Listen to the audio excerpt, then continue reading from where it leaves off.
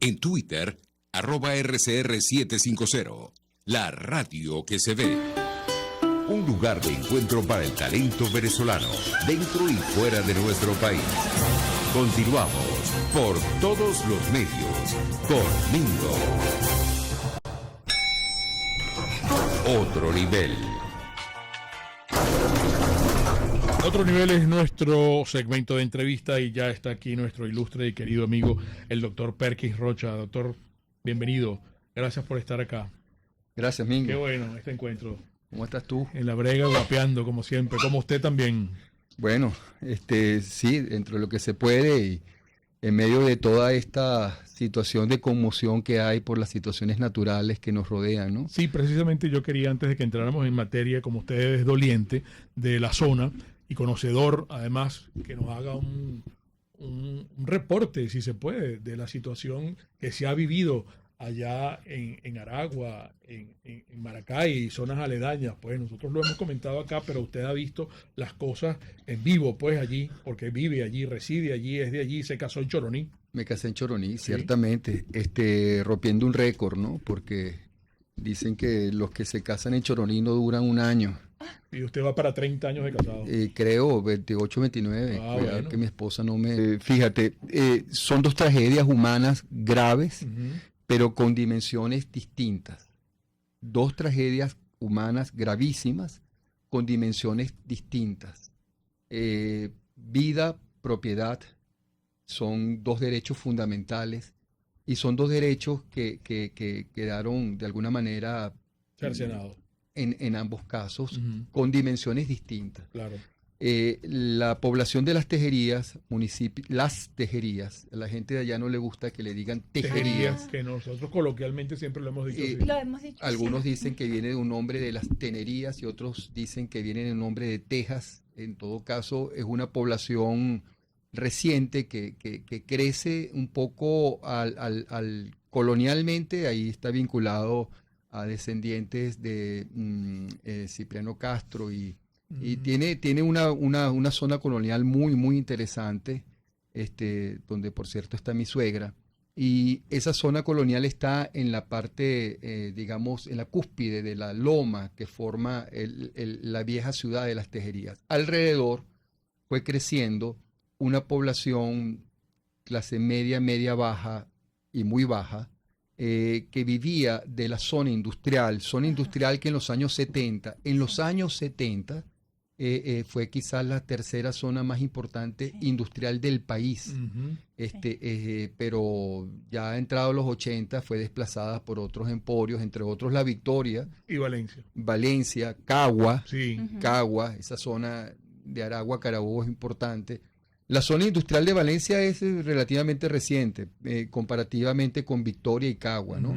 Que hoy por hoy ambas todas son cementerios de zonas industriales que están absolutamente abandonadas.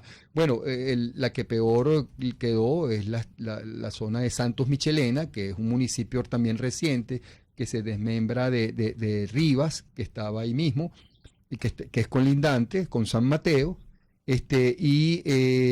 Esta población es una población muy vulnerable porque crece un poco al margen de la zona industrial como consecuencia del trabajo de la mano de obra que va generando y va pidiendo.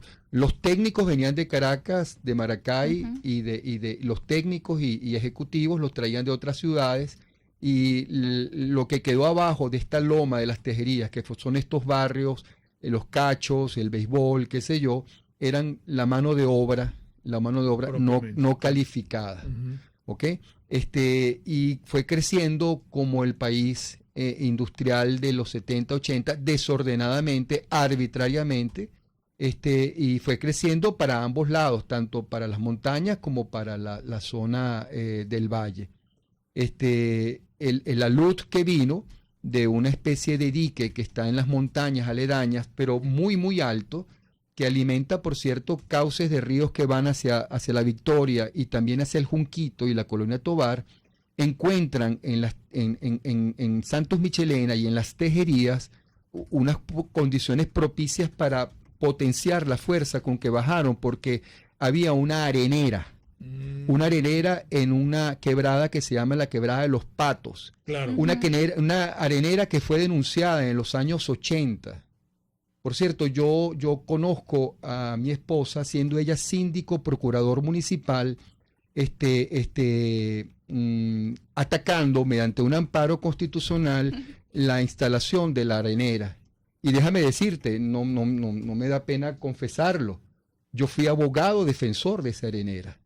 Y fui abogado defensor de esa arenera porque recién me había graduado de abogado y un insigne profesional del derecho, cuyo nombre me voy a reservar, me dio el caso para que asumiera la defensa. Profesor muy reputado y todo, que estaba defendiendo la arenera. Las razones para defenderla eran estrictamente jurídicas, derecho a la defensa, qué sé yo, pero había en el sustrato del amparo un hecho natural, biológico, que realmente ahora, pasado 30 años, me doy cuenta que si se hubiera atendido debidamente en aquella oportunidad, las autoridades, estamos hablando Cuarta República, claro. Esto probablemente no hubiese ocurrido. Y eso se potenció con la Quinta República, Sí, porque no solamente el permiso se le dio a esa arenera, sino que también se le dieron a otras areneras para atacar esta vieja arenera, que era arenera de alguna forma instalada según los permisos de la época. Entonces le dieron permiso a otras pequeñas empresas alrededor de esta quebrada y eran como 30 empresas que estaban dragando. Claro. O sea, pequeñas empresitas que estaban comiéndose la quebrada para sacar piedra y para sacar arena. Bueno. Por supuesto, cuando baja el agua se consigue eso con una fuerza impresionante y todas esas rocas es lo que baja y destruye casas, ranchos, viviendas humildes por delante, familias, personas que todavía están desaparecidas. Sí, ¿verdad? Y que muchos de ellos nos hemos conseguido que quedan encima del barro, que no se mueven, con la vista perdida, diciendo, yo no me voy aquí porque yo sé que ahí abajo está y nombra a las personas. Sí. En Maracay el Castaño es otra circunstancia, porque no es la misma capa social la que está afectada. La urbanización del Castaño es una urbanización muy bella, de clase media, media alta, que vive a la ladera del Henri Pittier, y en algún momento, recuerdo, siendo yo procurador general del Estado en el año 1986-87, supe de una vecina, Nancy Branger, que había hecho unos estudios privados del borde del parque, porque ella tenía una parcela debidamente permisada y todo esto, pero que estaba muy pegada al cerro. Entonces la vulnerabilidad. Sí, algo captó ella, no recuerdo qué, y descubrió un problema absolutamente de deforestación estructural, que estaba en lo que es una cuenca. El Palmarito es una cuenca que está encima del Castaño. Y en la base de esa cuenca, ya seca, creció una urbanización muy rústica, muy bella, que es Palmarito. Pues bueno, esta señora se percató de ese hecho, hizo la denuncia y nunca fue atendida ni por la Cuarta ni por la Quinta. Caray. ¿Qué ocurrió? Que esa cuenca se fue llenando y allá la fuerza implosiva que tuvo fue bárbara. Sí. Rompió, por un lado, es como una barquilla que se empieza a derretir arriba y tú te comes el conito de abajo que tanto le gusta a la gente. Claro. Pues bueno, móntale a esa barquilla algo de peso y aquello salió por debajo como el fush salió a millón y rompió las casas terribles. Afortunadamente no fueron tantas las vidas que se perdieron, pero estamos hablando de una urbanización que hoy en este momento se cuenta como un 60% de profesores universitarios, núcleo Aragua, núcleo Maracay, que hace como 20, 30 años fueron jubilados, quizás un poquito menos, algunos afuera, y decidieron, personas de 60, 70 años, irse a vivir allá, en una urbanización bucólica, con lo único, tener su casa. La perdieron. Y me preguntan, Perkins, ¿cuándo volvemos a tener algo como esto en Venezuela o en cualquier parte del mundo? Con su jubilación es imposible. No, en ninguna parte del mundo. En Venezuela ni en ninguna parte del mundo. Un clima extraordinario, un supermercado abajo bien cómodo, su carrito quizás último modelo básico con el que podían llegar y salir. Es decir, para pagar sus cosas, esa clase media alta, perdió también algo muy importante. Entonces, aquí vemos algo importante, ¿no? En la falta de previsión también. Claro. Por el hecho natural, ¿no? No existe desde hace más de 20 años una política ambiental. Se ha crecido urbanamente en torno a los parques y bueno, aquí en el Ávila va a pasar, todos lo sabemos, Sí. y no lo queremos aceptar. Es Como así. yo lo sabía, iba a pasar en el Henri Pittier cuando yo supe lo de la cuenca. Yo siempre miraba esa cuenca y decía, bueno, aquí tarde o temprano Esto va a pasar se va. esto, y Sí. pasó. Claro.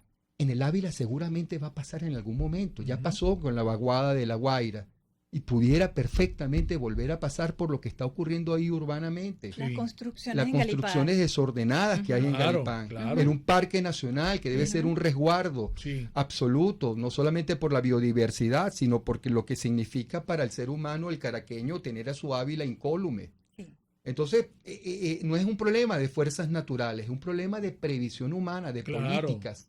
Pero hay una irresponsabilidad política Una tremenda porque absoluta hay geólogos que irresponsabilidad. se pronuncian, hay urbanistas que se pronuncian y el propio Maduro dice, bueno, yo tenía 10 días antes informes de que eso podía ocurrir. Y entonces, Bueno, ¿cómo es posible? pero Maduro avala la creación de una ciudad comunal en La Guaira. ¿No Claro. recuerdan ustedes? Eso fue hace como 8 meses. Sí, claro. Para construir una ciudad comunal allá. Sí. Los militares se trasladaron para allá, en Galipán. Es así. Y lo sabemos, y eso Claro. nos va a afectar a todos los caraqueños. Eso tarde o temprano va a bajar a Caracas, tal como bajó en el Castaño, tal como bajó en las Tejerías. Sí.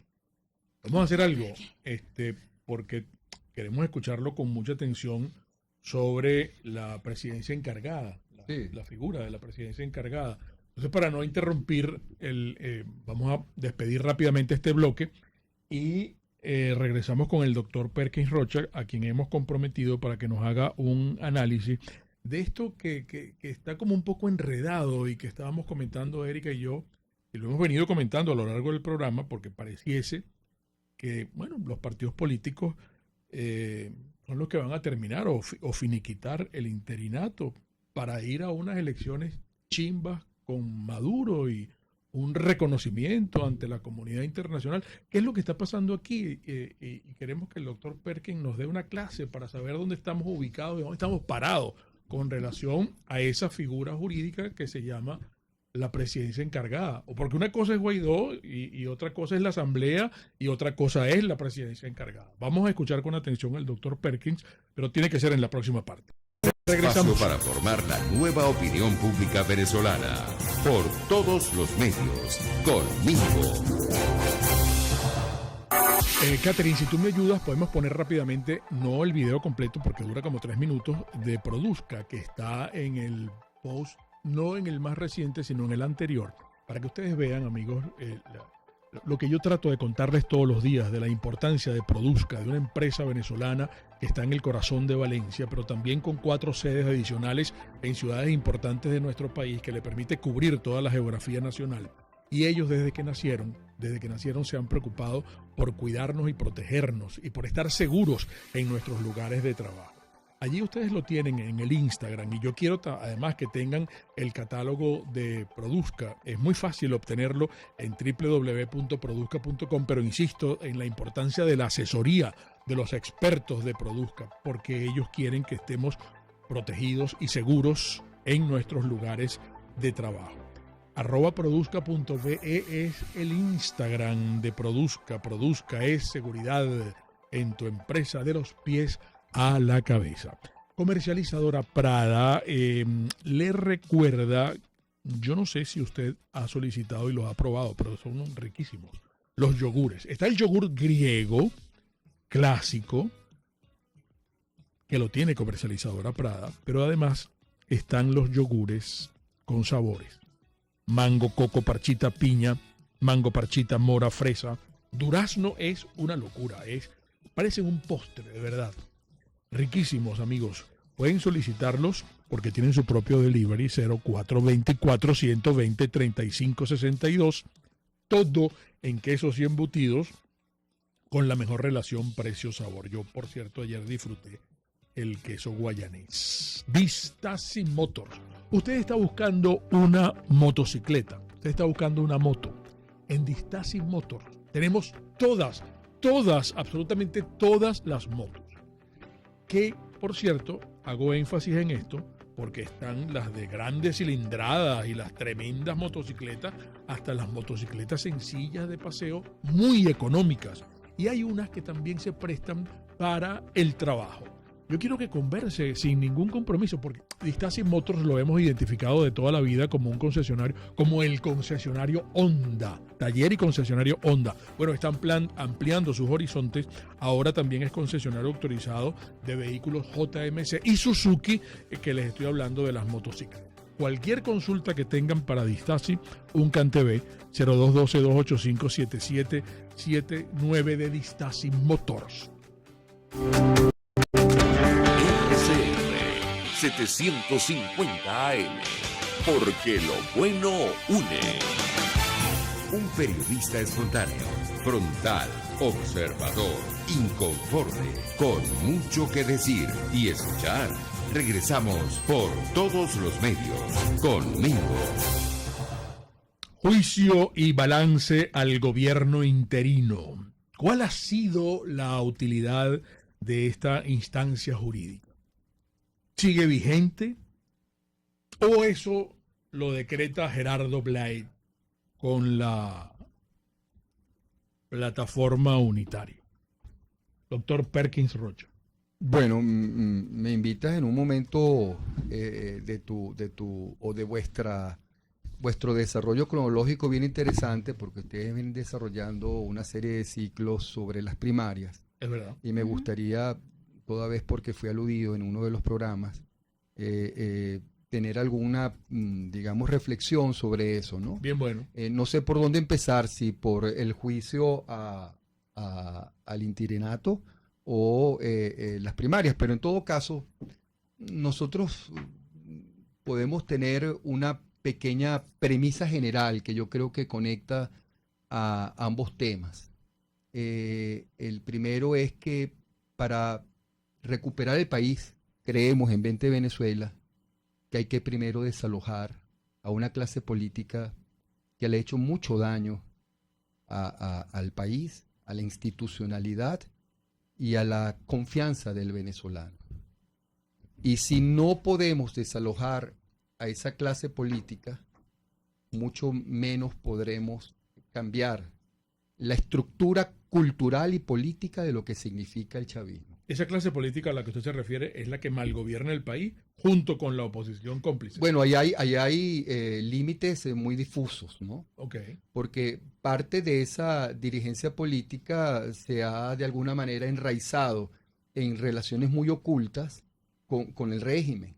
Hay muchos matices, como que un muro con degradé, ¿no? Desde el azul intenso, desde el verde intenso al verde degradado, ¿no? Okay. Entonces, en todo caso, vayámonos al núcleo. El núcleo es una dirigencia política que de alguna forma sus malas ejecutorias en el pasado crearon un sentimiento perverso y latente del cual se alimenta y retroalimenta el chavismo. Uh-huh. El chavismo nace de las ejecutorias que en el pasado estuvieron parte de los padres, de alguna forma, culturales de esa oposición que nosotros queremos vencer. Uh-huh. Que nosotros queremos vencer.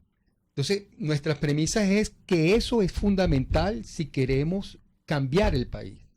Y queremos cambiar el país, por lo menos hay un grupo importante de venezolanos y estamos en ese sentido convencidos que en la medida en que más nos oigan, pues más adeptos vamos a tener, que queremos cambiar el país para proponer un nuevo proyecto y una nueva visión, que ni siquiera es, por supuesto, es antagónica al socialismo, pero ni siquiera es de democracia social como la tuvo los 40 años anteriores al chavismo.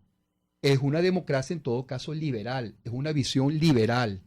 Y para poder enraizar y poder, digamos, inocular de esta visión liberal que creemos absolutamente consona con los principios democráticos, tenemos que, en primer lugar, utilizar a veces armas que son propias del convencionalismo político. Una, debatir, otra, negociar y otra, ir a procesos electorales.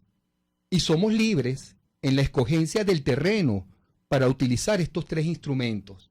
Es decir, los tres instrumentos en cuanto a su naturaleza, yo creo que no puede haber discusión de que son perfectamente utilizables. Diálogo, negocio, elecciones. Exactamente. O sea, y entre otros instrumentos que existen. Claro. O sea, pero la visión que tenemos es la visión de un partido político, que es distinta a la visión de un ciudadano y que es distinta a la visión del individuo. Tú o yo o Erika en su casa estamos en nuestro cuarto y producimos obras, pero no nos vinculamos con el entorno. El ciudadano se vincula con el entorno. El político, a diferencia del ciudadano, además de vincularse con el entorno, pretende trascender y pretende cambiar el esquema. No solamente vincularse responsablemente con el entorno como lo hace un ciudadano, sino asume el compromiso de cambiar ese ambiente que lo rodea y trascender tanto históricamente como culturalmente. El ciudadano. El político. El político. El político, en nuestro caso, a través de los partidos liberal. El político liberal. Okay. A través de organizaciones políticas, en definitiva. De tal manera que nuestro mensaje no puede ser el mismo mensaje de un individuo que se siente preso frente a lo que está ocurriendo, ni siquiera del de un ciudadano que no sale de su esfera, digamos, de los intereses que lo vinculan a su alrededor. Nuestra visión tiene que trascender a la visión de un ciudadano para poder pretender cambiar lo que rodea el espacio en definitiva que nos circunda. Esa es la diferencia entre un político y un ciudadano. El político es un ciudadano comprometido con su espacio y con la historia. ¿Y Perkin está hablando como ciudadano o como político ahorita? Estoy hablando como político. Okay. Estoy hablando como político. Entonces, bajo este esquema, yo no puedo entender que no va a cambiar el escenario político, ni no va a cambiar las condiciones de vida del venezolano, como mi amigo Víctor Maldonado mencionó en un programa de los que ustedes invitaron. El jueves pasado. El jueves pasado. Sí. Su premisa son, no va a cambiar el escenario político, no va a cambiar las condiciones de vida del venezolano. Yo asumí una responsabilidad dentro de un partido político porque creo que se puede cambiar el escenario político y porque las condiciones de vida del venezolano pueden cambiarse. Y asumo, 20 Venezuela asume la responsabilidad de trabajar en función de eso, de tal manera que no nos podemos quedar en el simple diagnóstico fatalista, claro, de que los políticos lo están haciendo muy mal. No puedo quedarme ahí. Tengo que trascender ese hecho. Y para trascender ese hecho, debo pactar con No, ya va, cálmate.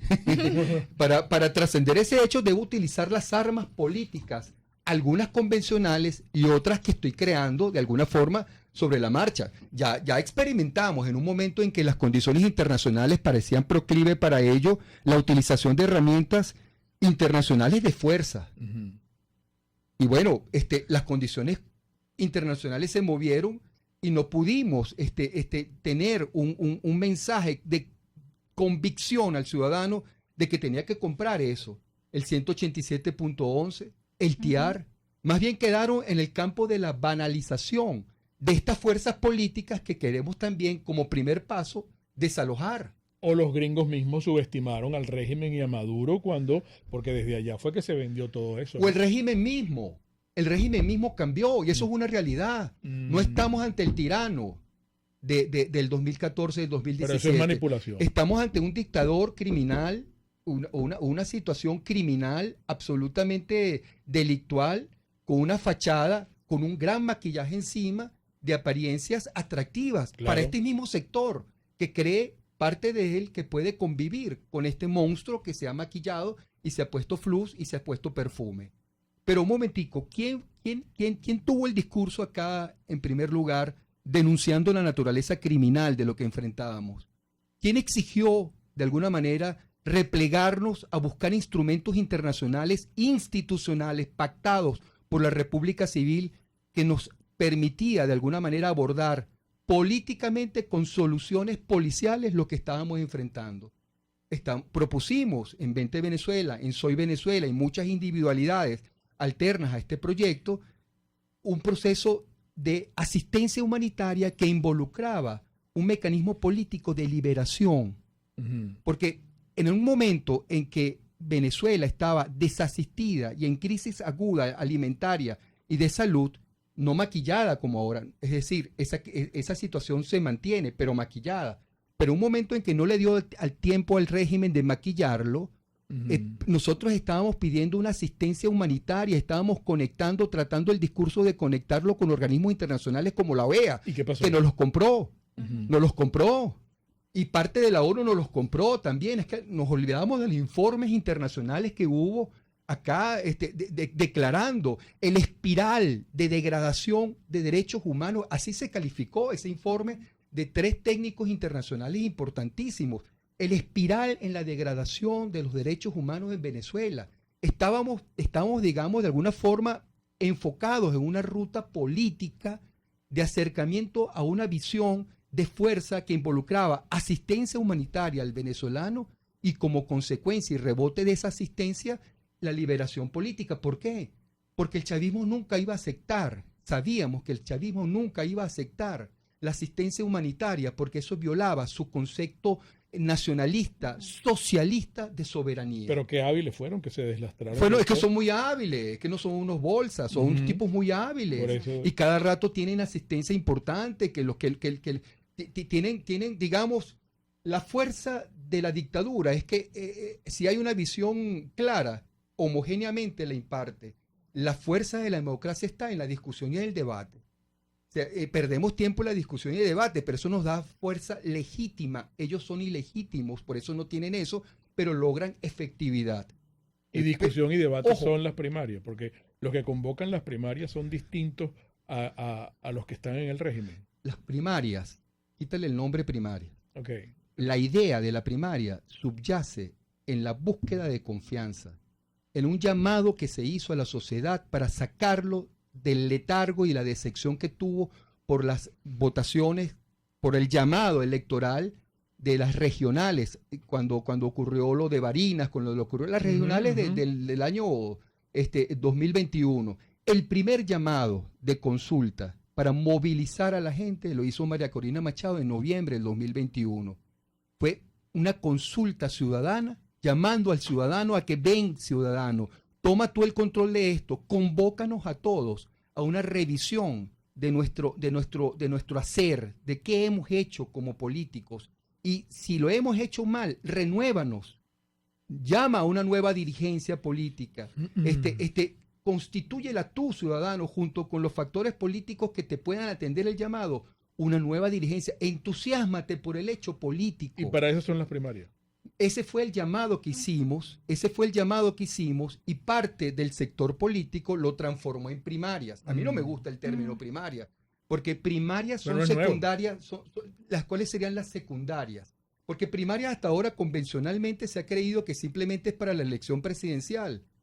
Y así lo Todos los partidos políticos internamente. Y así lo quiere. Hay primarias abiertas y primarias cerradas. Exactamente, y así lo quiere esta dirigencia política, que sea exclusivamente para escoger un candidato que se mida con Maduro. Exacto. No importan las condiciones. ¿Qué hemos dicho nosotros? Sí importan las condiciones. Tiene que ser conducido por los ciudadanos. No puede estar el CNE, no puede estar ni el CNE ni su auxilio técnico.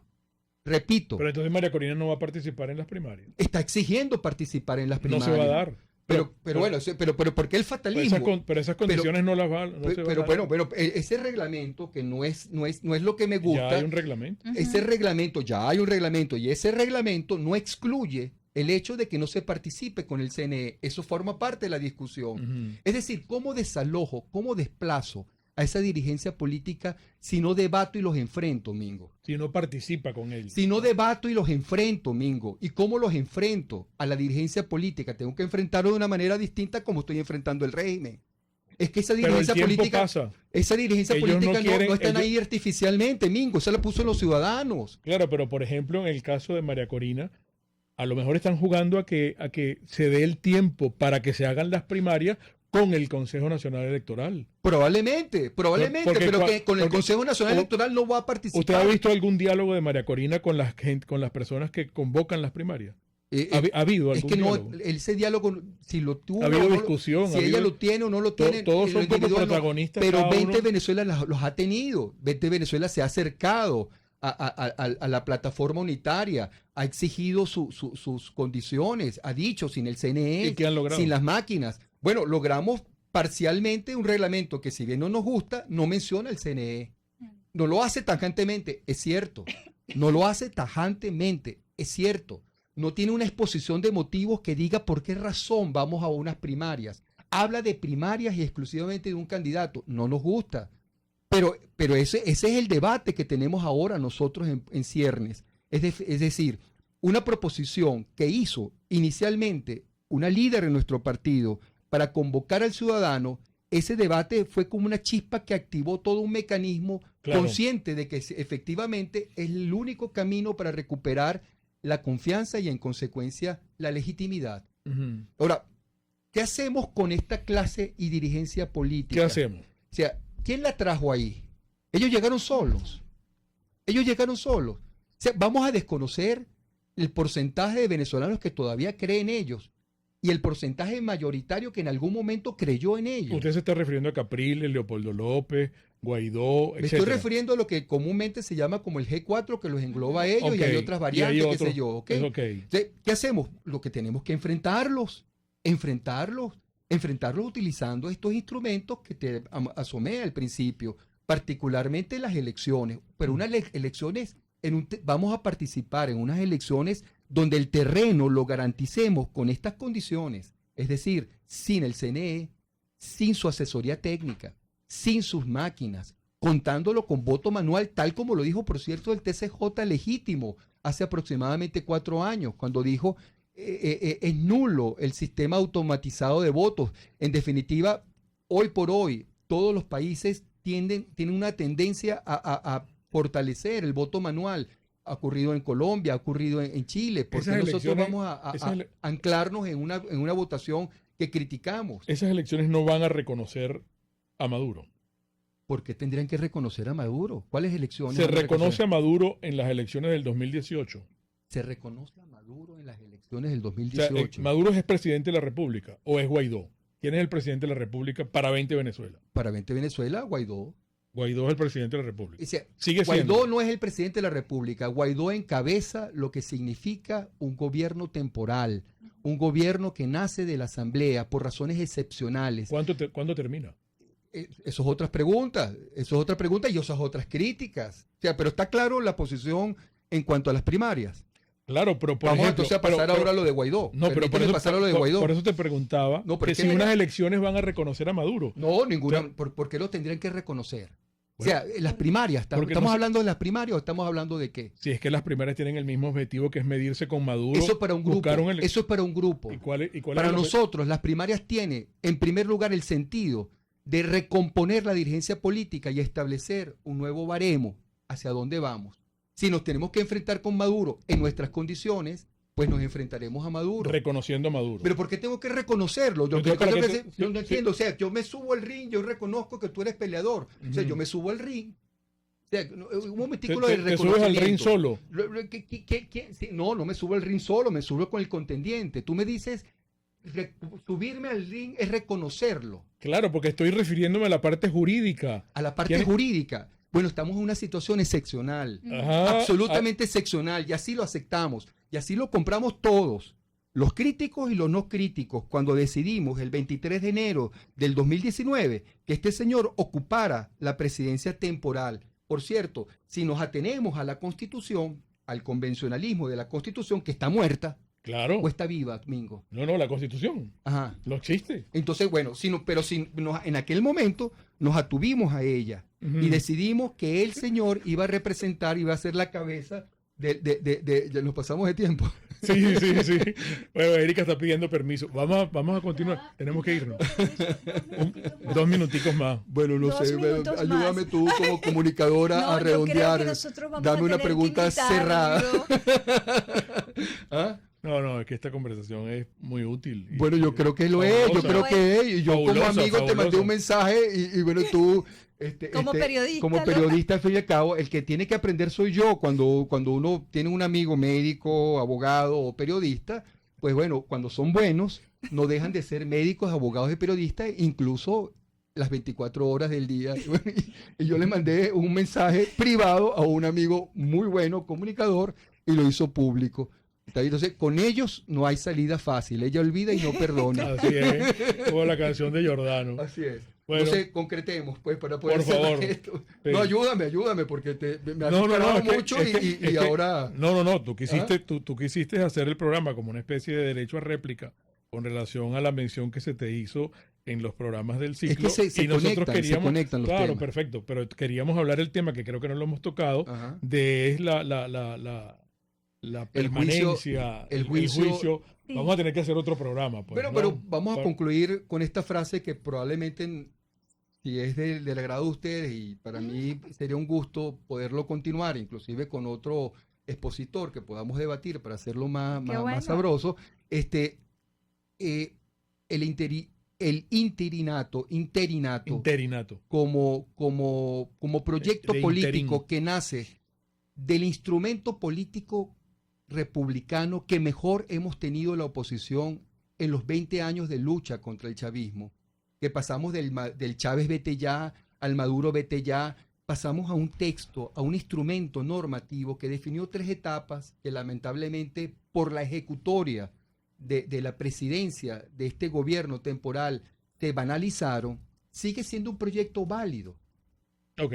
El problema es el resultado de ese proyecto, es decir, el desempeño que tuvo el interinato, absolutamente desastroso. Deplorable. Bueno, y las críticas las hemos hecho nosotros mismos. El primer año, antes de que finalizara el primer año, en diciembre del 2019, Ya Soy Venezuela, plataforma ciudadana de la cual formo parte, le dijo, mira, vale, ¿qué es esto de estar llamando a un comité de postulaciones judiciales, de postulaciones electorales? ¿Qué es esto de permitir que exdiputados de la tolda del gobierno integren tu parlamento?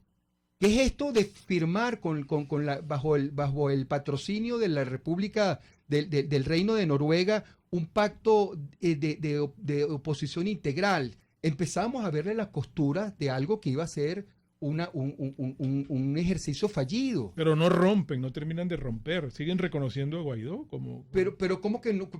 ¿Sigue reconociendo a Mira, ¿Quién yo reconoce lo voy a a tener Guaidó? que interrumpir Pero porque pero es que hacemos un debate con el que tú me pongas, Ok, no hay problema. estupendo, yo me Pero ocupo. dígame, yo no soy, Vamos a digamos, yo quisiera técnicos, expertos políticos constitucionales un poco, ¿no? Porque no me vas a llevar a un debate con un sociólogo, ¿no? Claro. ¿Ok?